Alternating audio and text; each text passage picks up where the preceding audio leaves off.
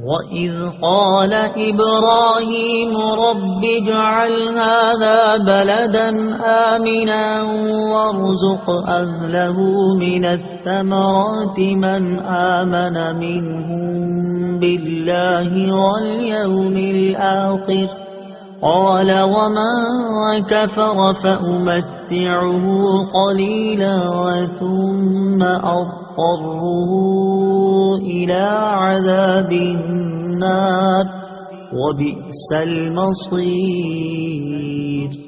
ترجمہ: اور یاد کرو جب ابراہیم نے عرض کی، اے میرے رب اس شہر کو امن والا بنا دے اور اس میں رہنے والے جو اللہ اور آخرت کے دن پر ایمان رکھتے ہوں انہیں مختلف پھلوں کا رزق عطا فرما۔ اللہ نے فرمایا، اور جو کافر ہو تو میں اسے بھی تھوڑی سی مدت کے لیے نفع اٹھانے دوں گا، پھر اسے دوزخ کے عذاب کی طرف مجبور کر دوں گا اور وہ پلٹنے کی بہت بری جگہ ہے۔ وَإِذْ قَالَ إِبْرَاهِيمُ، اور جب ابراہیم نے کہا۔ تفسیر صراط الجنان میں ہے، حضرت ابراہیم علیہ السلام نے تعمیر کعبہ کے بعد متعدد دعائیں مانگی۔ اس سے معلوم ہوا کہ نیکی کر کے قبولیت کی دعا کرنا سنت خلیل ہے۔ حضرت ابراہیم علیہ السلام نے اولاد کے لیے امامت مانگی تھی تو فرمایا گیا کہ ظالموں کو نہیں ملے گی، اس لیے حضرت ابراہیم علیہ السلام نے بعد میں جب یہ دعا کی تو اس میں مومنین کو خاص فرمایا کہ مومنوں کو رزق دے، اور یہی ادب کا تقاضا تھا۔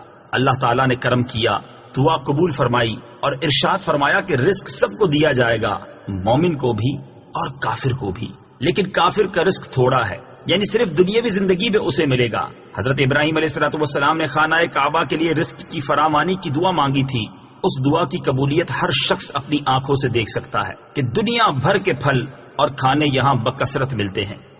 وَإِذْ يَرْفَعُ إِبْرَاهِيمُ الْقَوَاعِدَ مِنَ الْبَيْتِ وَإِسْمَاعِيلُ رَبَّنَا تَقَبَّلْ مِنَّا إِنَّكَ أَنْتَ السَّمِيعُ الْعَلِيمُ۔ ترجمہ: اور جب ابراہیم اور اسماعیل اس گھر کی بنیادیں بلند کر رہے تھے یہ دعا کرتے ہوئے، اے ہمارے رب ہم سے قبول فرما، بے شک تو ہی سننے والا جاننے والا ہے۔ وَإِذْ يَرْفَعُ، اور جب بلند کر رہے تھے۔ تفسیر صراط الجنان میں ہے، پہلی مرتبہ خانہ کعبہ کی بنیاد حضرت آدم علیہ السلام نے رکھی اور طوفان نوح کے بعد پھر حضرت ابراہیم علیہ السلام نے اسی بنیاد پر تعمیر فرمایا۔ یہ تعمیر خاص آپ علیہ السلام کے دستے مبارک سے ہوئی۔ اس کے لیے پتھر اٹھا کر لانے کی خدمت و سعادت حضرت اسماعیل علیہ السلام کو میسر ہوئی۔ دونوں حضرات نے اس وقت یہ دعا کی کہ یا رب عز و جل ہماری یہ طاعت و خدمت قبول فرما۔ علامہ قسطلانی رحمۃ اللہ تعالی علیہ نے بخاری کی شرح میں تحریر فرمایا ہے کہ خانہ کعبہ کی تعمیر 10 مرتبہ کی گئی۔ اسے نقل کرنے کے بعد علامہ سلیمان جمل رحمۃ اللہ تعالی علیہ فرماتے ہیں کہ 1039 ہجری کے بعد بھی بعض بادشاہوں نے تعمیر کعبہ کی، جیسا کہ اسے بعض تاریخ دانوں نے نقل کیا ہے۔ مسجد تعمیر کرنا اعلیٰ عبادت ہے۔ اس آیت سے معلوم ہوا کہ مسجدوں کی تعمیر نہایت اعلیٰ عبادت اور انبیاء کرام علیہ السلام کی سنت ہے۔ صحیح بخاری میں ہے کہ حضور پرنور صلی اللہ تعالی علیہ وآلہ وسلم نے مسجد نبوی شریف کی تعمیر میں بذات خود حصہ لیا تھا۔ مسجد تعمیر کرنے کے فضائل سورہ توبہ آیت نمبر 18 کی تفسیر میں ملاحظہ فرمائیں۔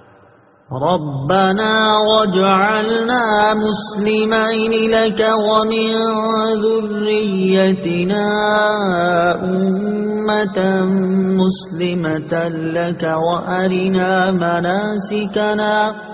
وأرنا مناسكنا وتب علينا إنك أنت التواب الرحيم۔